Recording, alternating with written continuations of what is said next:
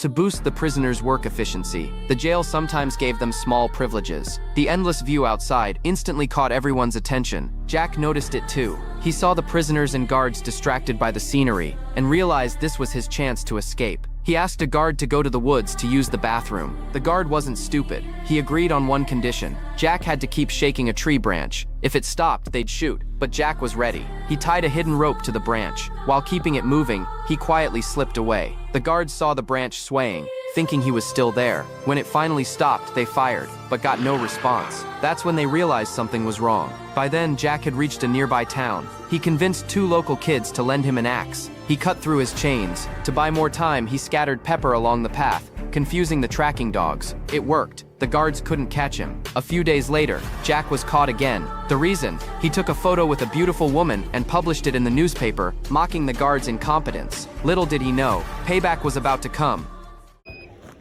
This boy unfortunately fell into a raging river. However, 30 years later, he woke up in a rice field in China. After coming to his senses, the boy walked toward where there were people, but he discovered that the people around him were dressed completely differently from himself. This left Jacob at a loss. Just then, a kind-hearted couple discovered him. They asked Jacob where his home was, but the boy couldn't understand Chinese at all. Just as the couple was about to continue questioning him, Jacob suddenly fainted. This incident quickly attracted the attention of the consulate, so they sent Jacob back to the United States. Subsequently, agents came to Jacob's home.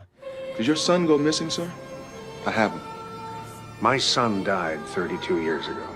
The old man didn't believe what the agent said at all, but when he looked at the boy, he froze. Daddy!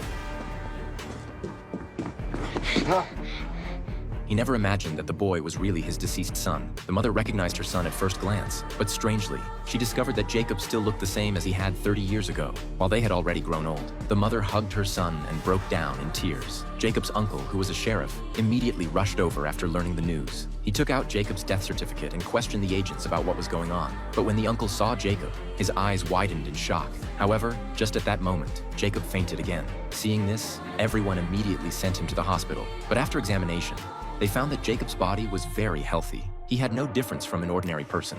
In order to get to the bottom of the matter, the parents immediately did a paternity test, but the results showed he was their biological child. Even so, the agents were unwilling to believe that people could come back from the dead, so he decided to open Jacob's grave to investigate. However, when the coffin was opened, the agents were shocked to discover that Jacob's body had not disappeared. Moreover, the clothes he was wearing were exactly the same as those on the boy. This meant that Jacob had not been resurrected. Then who was this boy who had returned home? The matter had become even more confusing.